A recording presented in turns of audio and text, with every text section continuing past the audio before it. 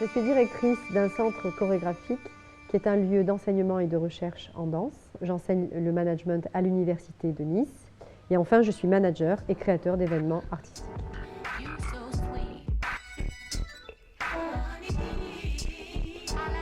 Le meilleur des managements serait, à mon sens, un management qui déstructure complètement la notion de pouvoir et à le positionner de façon horizontale par une politique participative de chacun. On doit aller chercher les ressources chez les gens de façon à pouvoir extraire d'eux le meilleur. Et c'est ce qui va nous amener ensemble à l'objectif commun.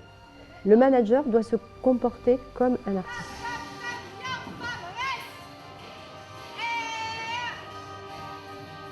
Lorsque je suis chorégraphe, je me retrouve avec des personnalités différentes, avec des corps différents, et je dois jouer avec ça pour pouvoir arriver à modeler, à créer une œuvre.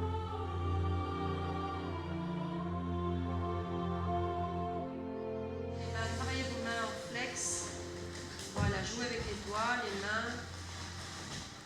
Très bien. Bien ça. Alors il est évident que parmi toutes les matières que j'ai eues, eh bien, il y en a une qui se détache quand même, c'est la personne en situation de handicap.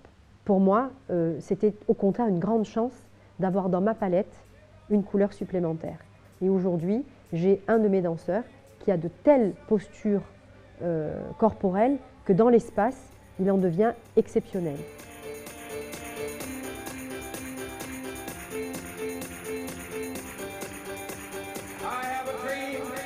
On peut appliquer cette forme de management dans toutes les formes de regroupement humain, grâce à ma méthode, grâce à des jeux chorégraphiques ou à des exercices physiques. Je dirais que d'abord, c'est la musique qui m'a inspirée. Curieusement, alors qu'enfant, je n'utilisais pas les mots pour me faire comprendre, me faire entendre, me faire voir même, j'utilisais mon corps, j'utilisais la danse, eh bien, au fil du temps et dans mon éducation, au conservatoire principalement, j'ai suivi des études d'art dramatique qui m'ont ramené vers la littérature, vers la poésie, vers l'écriture et vers Molière et son ballet-théâtre.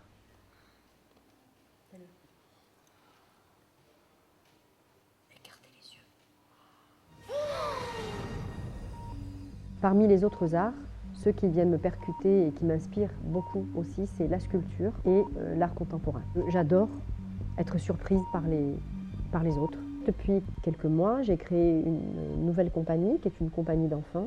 Je travaille beaucoup avec l'improvisation. C'est dans l'improvisation qu'on peut arriver aussi à complètement tout relâcher, à oublier certains principes, certaines barrières qu'on a dans notre tête.